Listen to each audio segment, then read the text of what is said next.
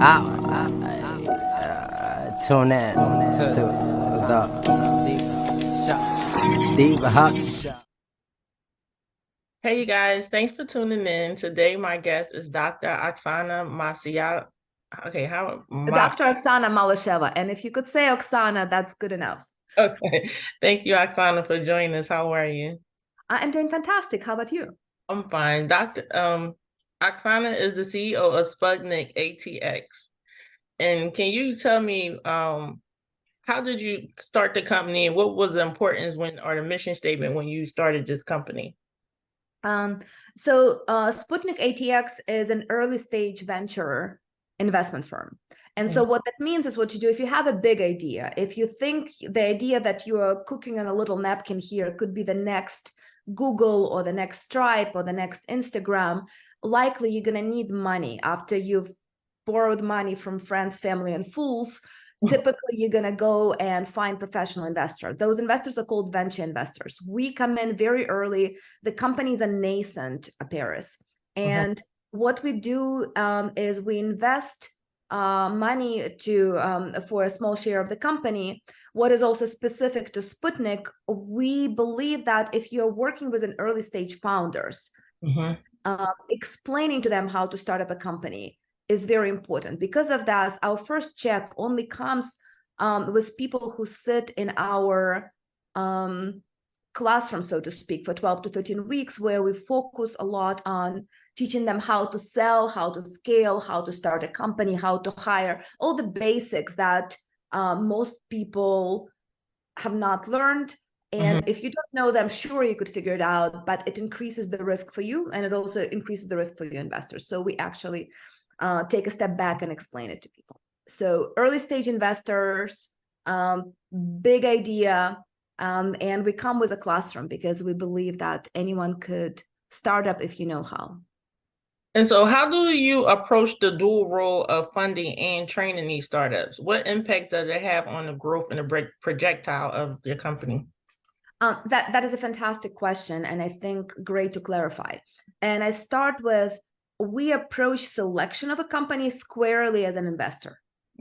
And there are no, and if we select you and we invest, everyone we select, we invest in. Now, as a condition for that investment, we request that people spend 13 weeks with us in Austin, Texas, and we teach them how to sell and scale. In other words, we do not charge people for teaching them. That is our way to add value, and that is our way to help them grow quicker. But the only economic relationship is that of the company and its investor. And it's very important because it right away puts us in the same boat with the founder. And so they could disagree with what we are teaching them, but they know that the only way we're going to make any money is they're going to make a lot of money.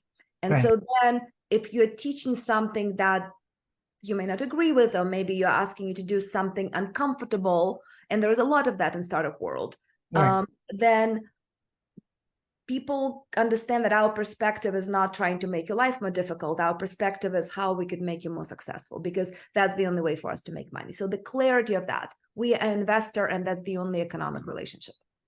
And I read that so your approach is that you have companies when they're signing up with you guys, you have a 10-year look in the future for 10 years. And how does that help with the mindset of the startup companies? Oh, that's an excellent question. People forget that. So the social media and newspapers have done us a bit of a disservice, Paris, where sometimes we're going to hear, oh, wow, like this person has this genius idea. They found it in their garage. They worked on it a little bit. They took a few pictures, posted them on Instagram, and boom, that is success. And all of a sudden you're worth millions of dollars, tens of millions of dollars, hundreds of millions of dollars. Probably happens sometimes. I study those people for a living. That's my profession. I'm yet to meet someone who has this unending line of big victories that quickly culminates in the amazing exit. Perhaps they exist. Like, I don't want to deny them. Like, if this is your jam, hope is that. But statistics is it actually is hard work. And statistically, if you look at the companies, if you think of the birth of the company is idea on a napkin, you and I decide that we're going to do something special. We agreed on this. We started it. That's day zero. That's the birth of the company.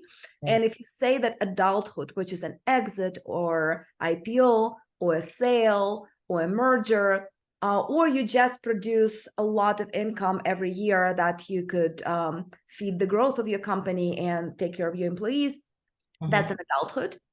That journey from birth to adulthood is 10 to 12 years. Right. Right. So at Sputnik, we come in, I jokingly explained way back when we started to my kids that we work in the kindergarten stage. Okay. So for us, that means that the company would have a product, company would have at least one customer. Okay. So that someone who is not their grandma bought whatever these people are selling.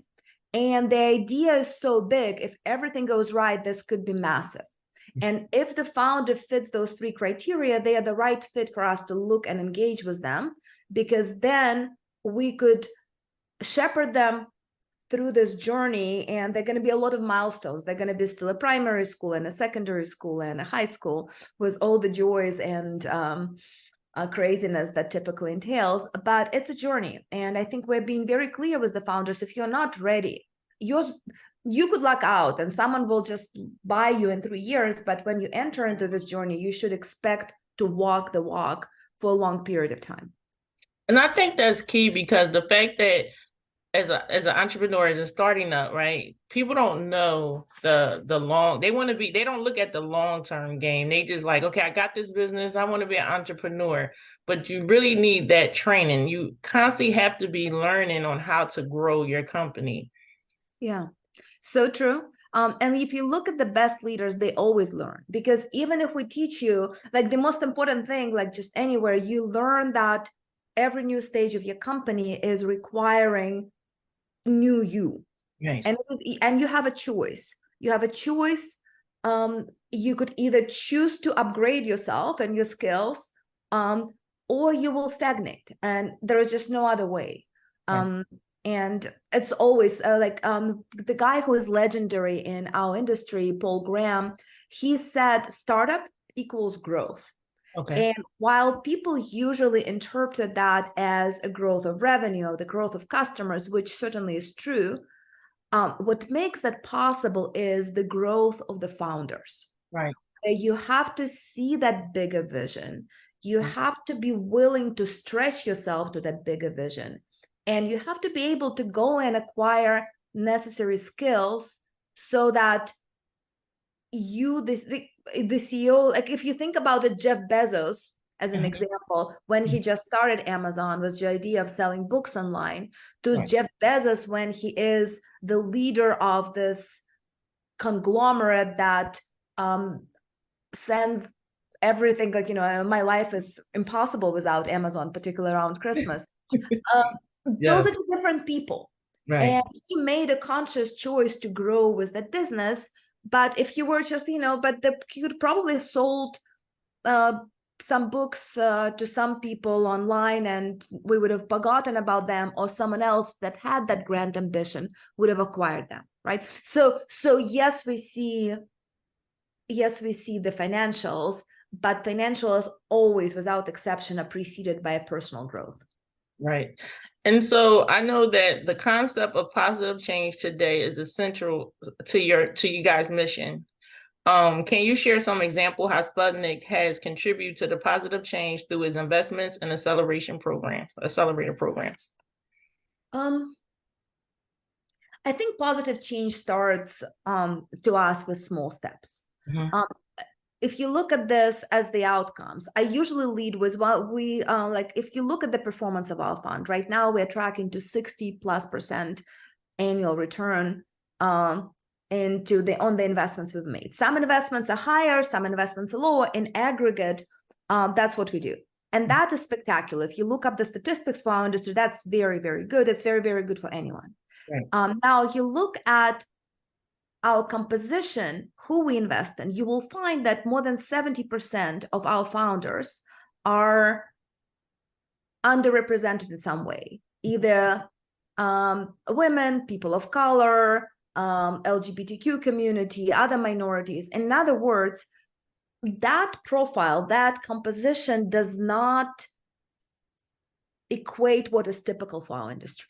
So to me, when I sit in my chair as a managing partner of Sputnik ATX, my number one job, and it's the only job really, is to deliver the best returns for my investors, because investors are typically the pension funds. You're managing other people's money.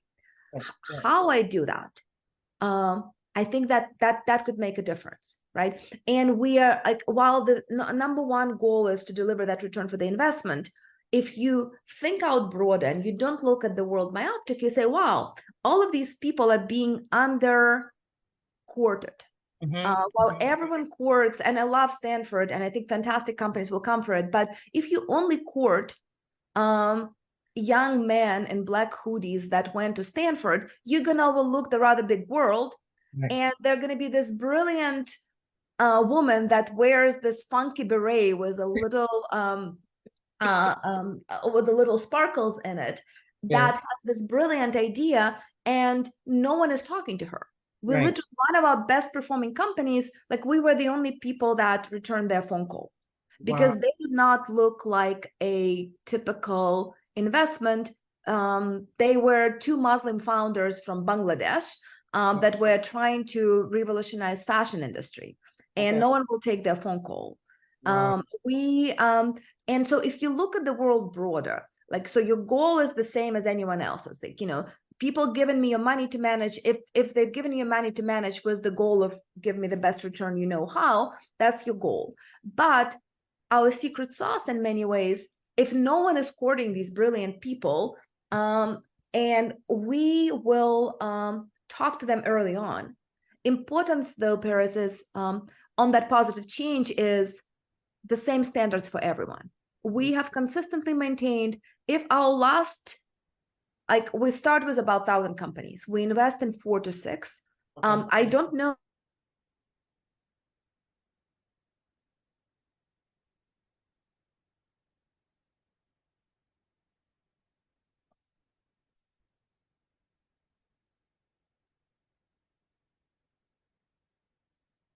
are gonna be Stanford guys in black hoodies. That's who's gonna get our check. Right. It did not happen once. Wow. Right. So the standards for people that apply are the same, and they're equally high, because I'm not gonna insult anyone's intelligence by lowering the bar to some people. They don't need it. That is not necessary. But I'm gonna make that positive change by letting them know you're welcome. If you read somewhere that no one invests in black women, that you might have read. But if you look at the pictures of our founders, you've seen where there are quite a few black women in the C position that we funded. So you could choose to believe the headline, or you could choose to find you could choose to find people that will support people like you. Right. And the less we read the headlines, because yes, you could get pissed off. And I do get pissed off at the headlines on occasion, but that is not useful. That is not useful to me, and that is not useful to this girl that maybe is in middle school that want to be a venture capitalist, that want to start her own Google.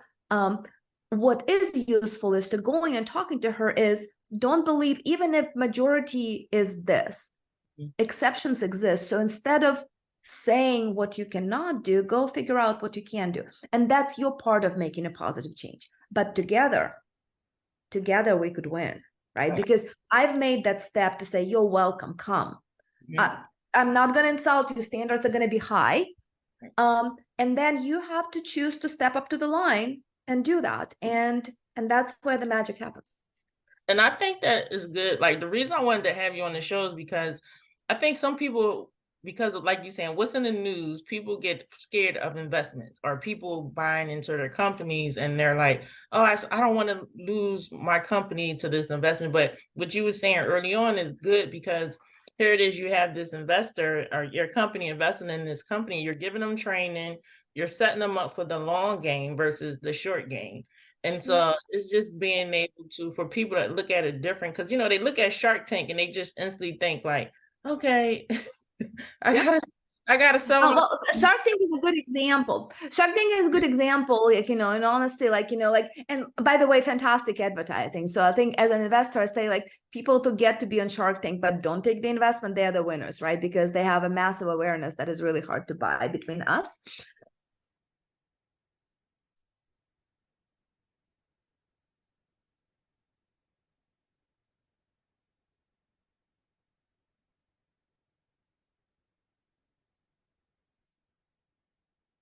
Business that is fairly small, that's honorable, and you could make it successful on your own. But if you want to be your picture to grace Forbes, and if you want to be known as I don't know, like, what it will be like, I mean, Twitter is ripe for reinvention, maybe something like that. If you want to be that, then it's not impossible. I would never say it's impossible, but it's very, very difficult to get there without external investment. And it's also, it has to be the right investor. You have to know that people are in your corner, that people see you, right? Yep. And then that's an economic relationship, because we are very clear about the conditions under which we invest. And if it's not for you, great. We're going to probably refer you to someone else, right? Because it's a match. And mistake that people that are often make, that have not been founders before, is they decide not to take that investment, and then they suffocate, and they could not transcend to this next level. So it's not necessary, but if your size of ambition is big, likely you're going to need help. And so even now, like Houston, Austin, Texas has been the hub for startup companies. And so how had you say that had strategized your company and saying, hey, we got to reach these people, because a lot of people are coming here starting businesses? Our reach is global. So, like, we actually opened our company about 6 years ago. Before Austin was, we felt that Austin is on the cusp of transcending. Silicon Valley continues to be a really strong epicenter, but we saw a lot of little pieces that made us believe that Austin will become a new epicenter. And in the first few cohorts, we were focused on Texas. So our first thesis was 300-mile radius away from Austin. Mm-hmm. And you always have to come and be with us for the 13 weeks so that we could help you elevate you up to the next trajectory. And then COVID happened. And through COVID, all of us learned to be virtual, and we decided, well, let's experiment. Let's take people that are broader, and we like what we saw. We like the pool of talent. So when we came out of COVID, we still probably would prefer companies that are Texas-centric, but we are looking broader. And if you look at our composition, it had been about 50-50 mix between Texas and the rest of the world. We have had companies that came to us as far as from Australia, UAE, Peru, Canada, France, and what unites them, they spend some time here, they get to know US ecosystem, whether we like it or not. United States is still the center of venture capital investment, and so you have to understand how the system works from the inside, and then you could go and be wherever your business demands you to be. And what advice would you give to entrepreneurs that are seeking venture capital and they're like, I don't know if I should do it, or, because as you're coming from an investor perspective and as an entrepreneur, what advice would you give them? Oh God, like that could be a whole separate conversation, but I'm gonna give two pieces of advice. The first one, where people get often confused, is they focus on chasing investors as opposed to chasing customers. Mm-hmm. And that is a mistake, because as a founder, you have a limited amount of time. And if you focus on getting that extra customer, that extra revenue, that makes you a lot more attractive to investors, and then investors come looking for you as opposed to the other way around. Okay, so that's number one, which is like, if you have a choice, go for revenue, go for growth, because investors, we know a little about a lot of things, and we judge about whether the market will need whatever you're building by how many customers are wanting to buy it. So that's number one, revenues over investors. Number two, research your investors. It's a matching game. And when I'm interviewing you, you should be interviewing me. So when you're talking to me, you should know what I invest in.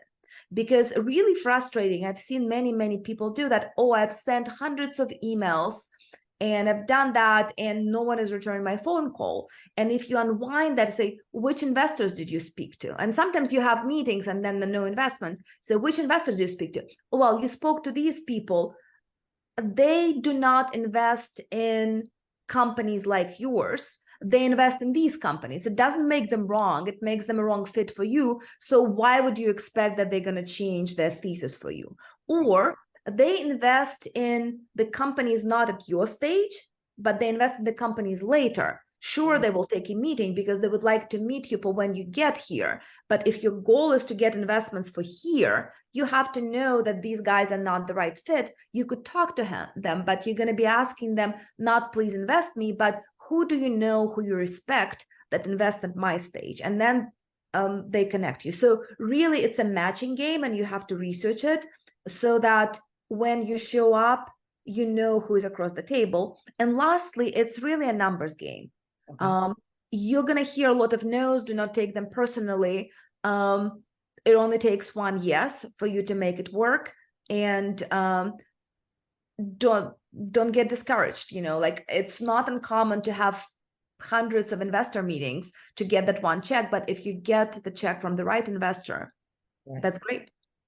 And thank you for that, because I feel like a lot of our listeners, they're going to find that very insightful and helpful. So just thank you for giving them that information.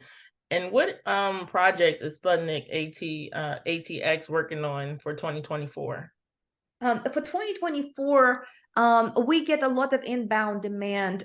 This knowledge that we have discovered that we share with our portfolio companies, we get a lot of inbounds. Could you share more of this with the world? And it's a little bit under wraps, so like stay tuned. I think about right around April, we're gonna come out with that. But we want to make it more accessible to people who will not necessarily be our portfolio companies. A lot of the content that we share with our portfolio companies will be available for broader audience. So if, for instance, if you did not make it into our cohort, you could still learn, what does Oksana think? How does Oksana recommend you go get your first customer? How does Oksana recommend you hire your first developer? What is the right approach to how does Joel, which is my business partner, how does he think about consumer surplus and why should you care? How do you talk to the customers so that you get what you need to hear and not what they think you want to hear? All of those things are going to be more available to people outside. So I'm super excited about this, and this is what's in the works for us. I'm super excited, and I mean, I can't wait to hear it, because like you're saying, it's just being able to get that information, right? Yep. And thank you, and Joe, for providing that information, because like you're saying, just because you might not be a fit, but that's still more information that be able to learn and, scale your business and what to look for. So as an entrepreneur, people should always be continuing to learn. So thank you guys for working on that. Yeah, my pleasure. So if people want to get in contact with you, what's the best way? I have a super secret email. It's oksana@sputnikatx.com. So if you could spell my name, you could find me also with that name on Twitter and LinkedIn and Instagram. We could link to this, I think, after the call. I do get swamped about emails, but I think I read my own emails, and if it's a well-crafted note and not a mass emailing, most of the founders get a response. I cannot, with your readership, everyone will write, maybe not, but write to us. We'd love to hear from you. We'd like to hear about the business. And also, when you follow us on social, we do office hours, which is basically me and my business partner and our team gifting our time in 15-minute increments to founders out there. And so stay tuned for that, because that usually happens in December and January. And one more thing. So if a company or entrepreneur or business wanted to reach out to you, and just so they be prepared, is there any documents that they might need before, or that they can start working on just to make sure they're ready when they get the call? Good question. So our next application will open. So like we only will invest in people that go through our application process. And so we take people in batches. We are a very small team. We deliver a lot with very few people. Because of that, there is a process. And our process is we take people in cohorts. There are a lot of reasons for that. Our next application will open in the summer. So it's going to walk you through everything you need to submit. Okay. For that. And my recommendation is answer everything. Some questions will feel intuitive, some questions will feel a little bit out there. There is a reason they're there, and you will do yourself a service by being yourself and answering all of them. If you're randomly talking with us because you may be needing an investment earlier than next summer, know what your company is about, research your VC, and be able to explain cleanly and clearly what is it you do, what is your secret sauce, and how you're going to win in a way that your grandmother or your 12-year-old niece or nephew could understand and tell someone else. And if you could do that, that's a fantastic start. And every venture capitalist will appreciate that. Do not clutter it with business jargon. We actually punish people with push-ups for using the jargon. The simpler, the better. Right. Well, thank you, Oksana, for coming past, and you're always welcome to come back and talk about venture capitalists. I think capitalism, but I think we need to have this discussion just so people can get over the fear of what it looked like, the process, and it's okay to act, it's okay to get help because it's it's okay to help up. There's lots of help. There's like our materials. There's a lot of materials out there. If this is your dream, don't sell yourself short. Go for your dream. Really understand, because the thing is, it's a very difficult journey. You have to be really committed to this. But if that's what you want to do, the help is out there. Don't believe the naysayers. Right. Well, thank you again for joining us. And like I said, anytime, you can always come back.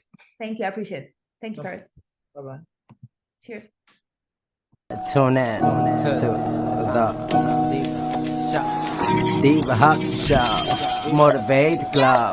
We give you more info. Think to my head to toe. I let the whole world know. I let the whole world know.